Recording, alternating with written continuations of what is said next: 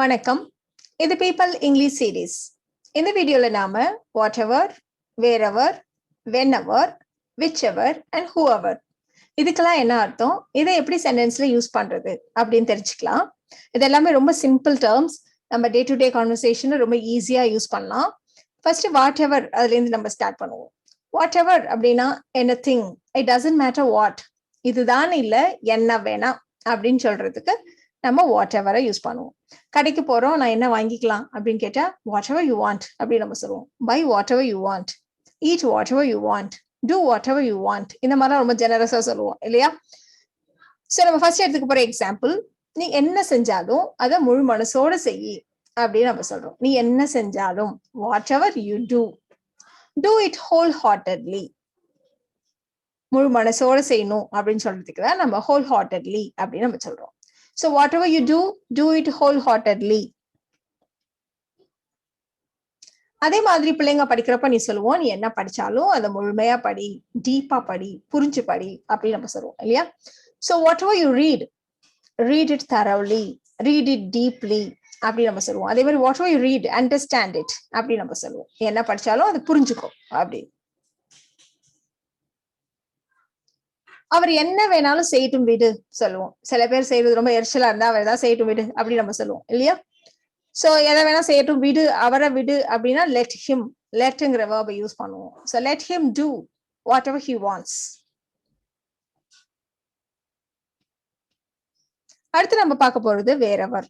வேர் அப்படின்னாலே பிளேஸ குறிக்கக்கூடிய ஒரு விஷயம் இல்லையா? Anywhere, it doesn't matter where, எங்க வேணா, பர்டிகுலரா ஒரு இடம் இல்ல, எங்க வேணா அப்படின்னு சொல்றதுக்கு நம்ம வேற வர யூஸ் பண்ணுவோம். அவ எங்க வேலை செஞ்சாலும் அந்த இடத்த ரொம்ப அப்படியே கலகலப்பா ஆக்கிடுவா, அப்படியே எனர்ஜெட்டிக்கா வச்சுப்பா, அந்த இடமே ரொம்ப லைவ்லியா இருக்கும் அப்படின்னு நம்ம சொல்லுவோம். So wherever she works, she makes the place lively. ஒரு இடத்த ரொம்ப எனர்ஜெட்டிக்கா அப்படியே ஃபன்னா கலகலப்பா வச்சுக்கிறதா நம்ம லைவ்லி அப்படின்னு சொல்லுவோம். she is a lively person அப்படின்னா அவங்க ரொம்ப கலகலப்பானவங்க அப்படின்னு அர்த்தம். So wherever she works, she makes the place lively. அவர் எங்க போனாலும் அந்த நாய் பின்னாடியே போகும். எப்பவும் முன்னாடி போனுச்சு, அவர் முன்னாடி எல்லாம் எங்க போனாலும் அந்த நாய் பின்னாடியே போகும். ஒரு டாக பத்தி பேசுறப்ப நம்ம அப்படி சொல்லுவோம் இல்லையா? So wherever he went, the dog followed him. இந்த சென்டென்ஸ் பாஸ்ட் டென்ஸ்ல இருக்கு. அவர் எங்க போனாலும் சீக்கிரமே ஃப்ரெண்ட்ஸ் எல்லாம் உருவாக்கிக்குவாரு, ஒரு நல்ல நட்பு வட்டாரத்தை உருவாக்கிக்குவாரு அப்படின்னு நம்ம சொல்லுவோம் இல்லையா? So wherever he goes, he makes friends quickly. ரொம்ப சீக்கிரமே அவர் ஃப்ரெண்ட்ஷிப்பை உருவாக்கிக்குவாரு. So wherever he goes, he makes friends quickly. அடுத்து நம்ம பார்க்க போறது whenever. when அப்படின்னாலே எப்போ, டைம் இல்லையா? எப்ப வேணா, எனி டைம் அப்படின்னு சொல்றதுக்கு it doesn't matter when, இப்பதான் இல்ல எப்ப வேணா அப்படி சொல்றதுக்கு நம்ம whenever யூஸ் பண்ணுவோம். நீ எப்ப வேணா வரலாம், ரொம்ப காமனா சொல்ற ஒரு sentence. You can come whenever you want. நான் எப்ப போன் பண்ணாலும் ஒரு பிஸியா இருப்பதாவே சொல்றாரு. So whenever I call, he says he is busy. நேரம் கிடைக்கிறப்ப எல்லாம் அவர் ரூமை கிளீன் பண்ணிக்கிறா. சோ இதுவும் ஒரு பிரசன்டென்ஸ்ல தான் இருக்கு. எப்பெல்லாம் டைம் கிடைக்குதோ அப்பெல்லாம் அவர் ரூமை clean பண்ணிக்கிறா. So she cleans her room whenever she gets time. இதே சென்டென்ஸ் அப்படியே மாத்தி whenever she gets time, she cleans her room அப்படி வேணாலும் சொல்லலாம். அடுத்து நம்ம பார்க்க போறது whichever. whichever அப்படின்னு சொல்றப்பயே எதை வேணா. இந்த எதை வேணான்னு சொல்றப்ப அப்ப வாட் எவருக்கும் விச்சவருக்கும் என்னதான் டிஃபரன்ஸ்? ஆல்மோஸ்ட் சிமிலரா தோணுது அப்படின்னா ஆமா, நம்ம விச்சவரை தாராளமா வாட் எவரால ரீப்ளேஸ் பண்ணிக்கலாம். ஆனா கூட இந்த விச்சவருக்கு ஒரு சின்ன டிஃபரன்ஸ் இருக்கு. என்ன அப்படின்னா, நம்ம வாட் எவர்னு சொல்றப்போ ஒரு பெரிய குரூப், அதாவது நிறைய விஷயங்கள், எவ்ரிதிங், அதுல இருந்து எதையாவது அப்படின்னு சூஸ் பண்றப்போ நம்ம வாட் எவரை யூஸ் பண்ணுவோம்.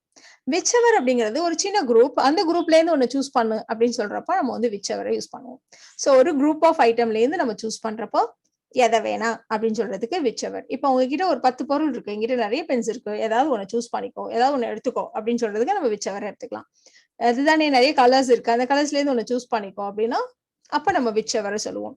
என்ன காரு அப்படின்னு நம்ம டிசைன் பண்றப்ப என்ன கார் வேணா அப்படிங்கிறப்ப வாட் எவர் அப்படின்னு நம்ம சொல்லுவோம். ஏன்னா நிறைய பிராண்ட்ஸ் இருக்கு, நிறைய மாடல்ஸ் இருக்கும், அப்ப நம்ம வாட் எவர் சொல்லுவோம்.